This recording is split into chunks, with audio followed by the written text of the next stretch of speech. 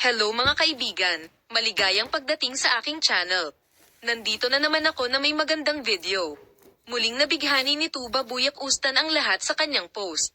Malaki ang epekto ng post sa social media ng magandang aktres na si Tagba Buyak Ustan. Ang pahayag ni Tagba Buyak Ustan na hindi ko pababayaan ang aking sarili ay nakakuha ng atensyon ng lahat.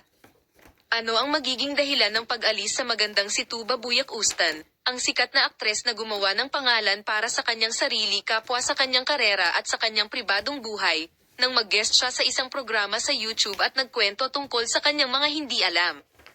Ang punto kung saan ang sagot sa tanong ay maraming pinag-uusapan ay ang punto kung saan ang magandang aktres na si Tagba Buyak Ustan ay nag-guest sa YouTube channel at ang sikat na pangalan ay nag-usap tungkol sa kanyang mga hindi alam at nagpahayag din tungkol sa kanyang pribadong buhay.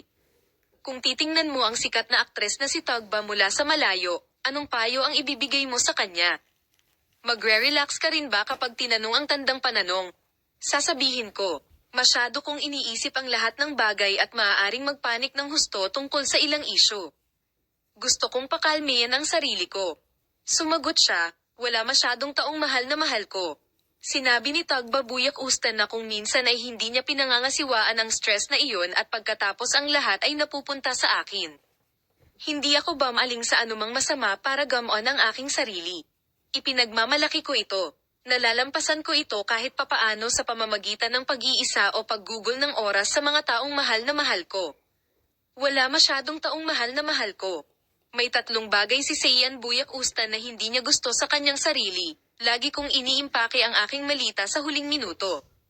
Ayaw ko nito. Nagpapanik na ako. Napakabilis. Sa wakas, inaantala ko ang aking mga pagbabayad hanggang sa makatanggap ako ng pangalawang paalala. Ngunit ang punto kung saan ginamit niya ang pariralang nagbago ang aking ugali, ay ang magandang aktres na si Buyak Ustan ay nagawang maakit ang atensyon ng lahat sa pamamagitan ng paggawa ng nakakagulat na mga pahayag tungkol sa kanyang pribadong buhay at karera, at patuloy kong ibabahagi sa inyo ang mga bagong pag-unlad. Manatiling nakatutok sa aming channel, Palem.